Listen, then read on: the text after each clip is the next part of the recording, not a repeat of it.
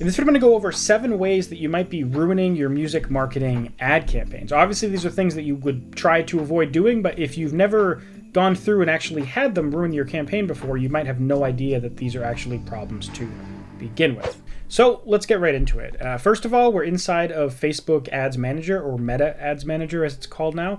And specifically, I'm talking about running campaigns to promote your music on streaming services, sometimes called a Spotify conversion campaign, or just a Facebook conversion campaign for music, or Facebook ads for music, whatever you want to call it. This is where we're living. Now, the first thing that you might be doing that might ruin your ad campaign is running a traffic campaign instead of a conversion campaign.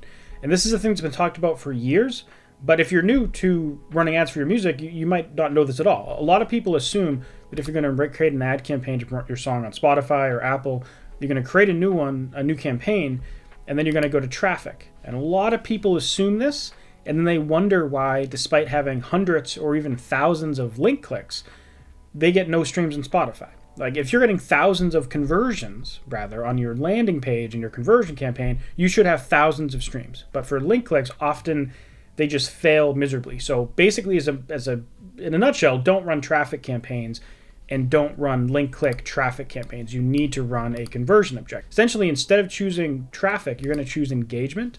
And you'll see here, if I zoom in, conversions is one of the things that this campaign objective supports. So that's what you want to choose.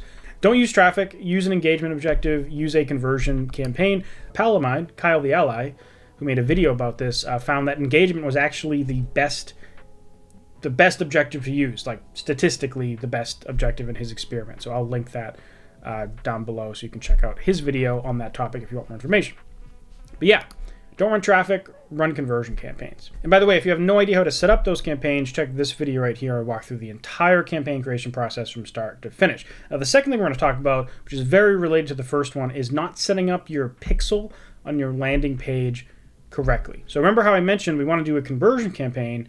Well, the way that those work, if I go further into this campaign and I go to one of these ads, we're not actually linking people to our song on Spotify. If I click this, we're linking them to this intermediary landing page. The vast majority of people go to Spotify because they're the most popular streaming platform in the world right now. And essentially, our ad campaign tracks when people click this button. So it's not tracking the number of people that click on our ad.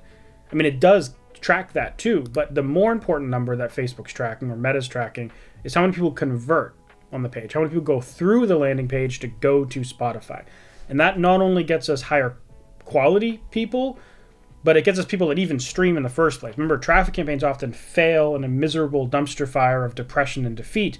Conversion campaigns should work well. You should be able to look at your Spotify for artists and see an obvious change based on the amount of data you're getting inside of Facebook ads. This requires some setup, right? This doesn't automatically work. You have to install a Facebook pixel.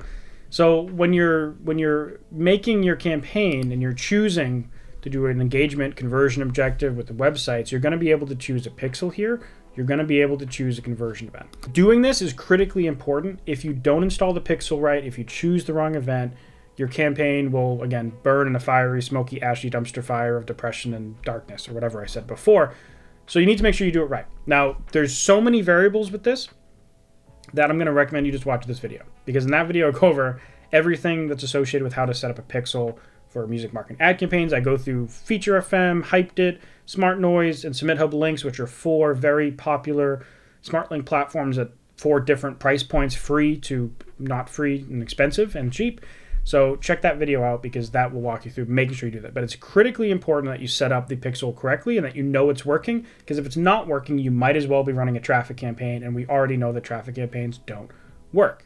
All right, so the third thing that you could do to ruin your ad campaign is targeting the wrong countries. And this can mean a lot of different things, but essentially including like the whole world, or including countries that have a history of being somewhat problematic, can completely ruin your ad campaign. If I go down to the country section here, you're going to see a list of countries. And this is kind of my go-to tier 1, tier 2.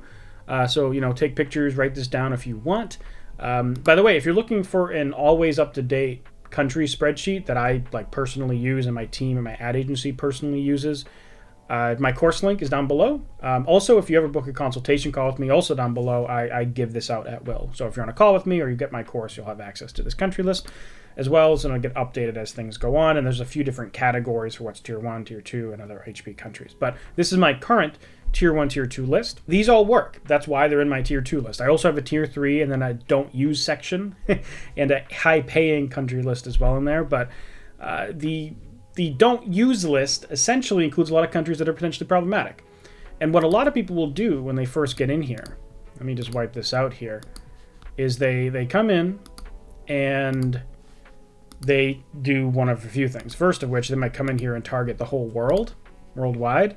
This will result in your campaign mostly just running in like Africa, Southeast Asia. You'll end up with all of your impressions and clicks from India, Philippines, Nepal, Nigeria, etc., and almost none of those will actually translate into streams on Spotify. So that's what I mean by they're using the wrong countries.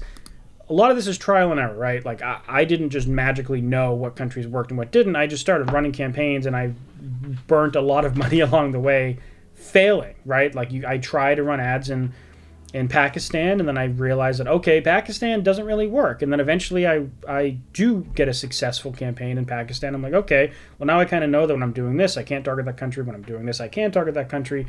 And you kind of learn that through time. So as I said, if you want that country list, I do have it below. But in a nutshell, to guide you, obviously you just saw my tier 1, tier 2 list, and that's safe.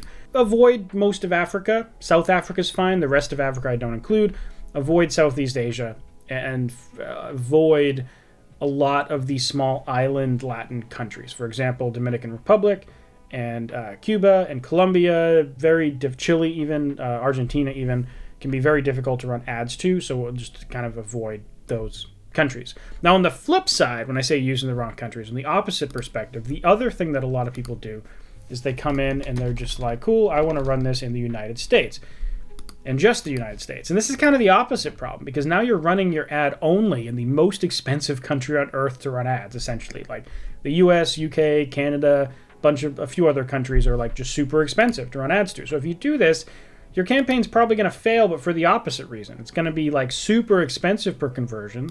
Those conversions will translate into good data, but you're not going to get enough streams to cause any significant momentum, and it's not going to make sense for you. Like sometimes there's a good reason for an artist to only run in the US, but there's also a whole lot of bad reasons to only run in the US. So think about that from both perspectives. Don't run it to a bunch of cheap countries that are known for having bot traffic. Don't only run into the most expensive countries on earth unless you have a damn good reason to justify that higher cost per conversion. So moving on to the fourth thing that will ruin your ad campaign is using this brand new thing that Facebook has been pushing on everyone called Advantage Plus Audiences. And this is actually the default. So meaning if I back out and I go and I create a new campaign, and then by default it's going to look like this. This, if you remember, does not look like the page I just showed you. It's a little bit different, right? It's got this audience controls section. It's got this Advantage Plus Audience section. And instead of targeting something, it asks you for an audience suggestion. I don't know if you just saw that, but it said audience suggestion. It even shows it here. We'll show ads to people matching your suggestion. I don't like that. And in practice, this does not work for these types of ad campaigns. If you use Advantage Plus Audiences for this type of campaign, most of the time it's a horrible idea and it will not work. It will either cause the cost to go up and the streams to get less in volume, or it'll actually cause a cheaper result on Facebook, but you'll look on Spotify and you'll actually see a reduction in numbers a lot of the time. So it's like it's getting cheaper results, but they're not translating into people that are actually listening. And anytime you're collecting email or selling something, this can be great. But for sending people to Spotify, I found this just ruins the whole campaign. So at least now, things change frequently. But you want to come down and switch to original audience options, and then ignore their sales pitch here. Use original audience. And this, you'll notice now, is switched back to what it looked like in the previous campaigns I was showing you. Now, number 5 is a little bit of a controversial one, but it's actually very related to the Advantage Plus Audience thing. If I go up here and switch back to Advantage Plus Audiences, another big problem with these is that under this audience control section, if you show more options, you're going to see that you can set a minimum age, but you can't set a maximum age. And if I go to an audience suggestion, it does let me set an age down here. Like I can set a certain age range that I want this campaign to run. But again, this is only a suggestion, right? This is not a rule. The stuff up here under audience controls, this is the only rules you get. So you can exclude custom audiences, you can do language, you can set a minimum age, you can set your countries, but you cannot set a maximum age. And this number 5 issue that I want to go over is choosing 65 plus. And some of you might actually want to target 65 plus because your audience is just older, right? Like there's a lot of genres of music that they're instead of being centered around 20 to 35 or 20 to 40 or 13 to 40, whatever it is, right? The younger stuff like EDM, pop, hip hop, R&B is kind of very much targeted towards younger audiences. When you start doing certain genres of rock or metal or country or jazz or blues, they can skew older or have a much wider one. Like it's not unusual for me to see like a country track that appeals to people who are 20 years old and also appeals pretty good to people who are 60. And then for jazz, it very easily, or classical, very easily goes 65 plus for like a lot of the people that are converting. And that's just the reality of how it is. However, when you're a new advertiser, 65 plus doesn't work very well. It can actually cause a lot of problems for your campaign. So whenever someone's doing their first campaign, no matter what, I never have them choose 65 plus. And usually the first few campaigns, I will have them do 18 to 60. Or maybe not 18 to 60, but maybe they're older demographics, so they're doing 35 to 60 or 30 to 60 or 25 to 60, for example. But I don't have them get to 65 plus, and usually I leave a little bit of a gap, maybe doing something like 60 or 61 or 62. And my theory as to why 65 plus doesn't work is a lot of people who are 65 plus fall victims to scam attacks. Like they're actually targeted by scammers more often than younger folks because they're statistically more likely to fall for them. And another fact is there's a huge difference between people who are 65, 75, and 85 and 95, right? Like the difference there is pretty staggering. The difference between a 65-year-old and an 85-year-old is just as dramatic as the difference between a 45-year-old and a 65-year-old, right? It's still just a 20-year age gap. And this doesn't let you reflect that, right? I wish that we could do essentially have, instead of 65 plus, have 75 plus, because for a lot of people I know, we would target up to 70, but we don't necessarily want to target people that are like 90 who did not grow up with social media, who do not interact with Spotify in a predictable way. So avoid it if doing these ads is new for you, essentially. Now, the sixth thing that can ruin your ad campaign is Advantage Plus placements, which you might notice in this new campaign template that we've created is also the default. A lot of these things that ruin your ad campaigns are actually just defaults by Facebook, which is, as someone who teaches this, is infuriating, but it is what it is, right? We have to work around it. So never use Advantage Plus placements. Meta's going to recommend, right? Even here, they're saying recommended. They kind of hide this here, right? I had to click edit just to even see the option. And now I have to click manual. And then what you're going to want to do, and even here, they're giving us sales pitches to use Advantage Plus placements. I would recommend, and I do recommend for people, that they start off using Instagram only. So we can go here and just only select Instagram. And specifically, if this is your first campaign or for several campaigns, only use these 4 placements. So it's Instagram feed, explore, stories, and reels. And it's, again, here Facebook saying you need to add more, but don't fall for it because it will not help. It'll make things worse, I promise you. I do, for my own stuff, include Facebook placements, and sometimes even more.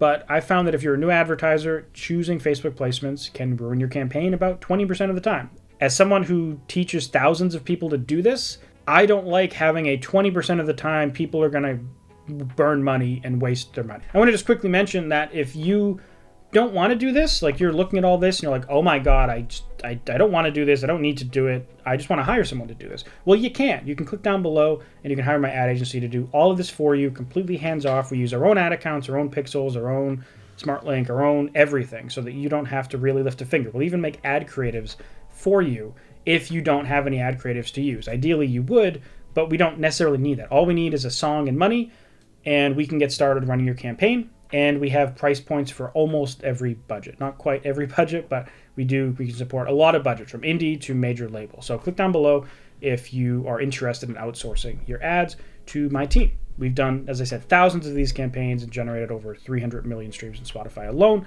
with these campaigns for our clients. Now, number 7 is the ad creatives. And specifically, the problem is not doing enough of them. Which is why when we run ads for people, we start off making 8 videos. Like even outside of if a client sends us 5 videos, we're still going to go make 8.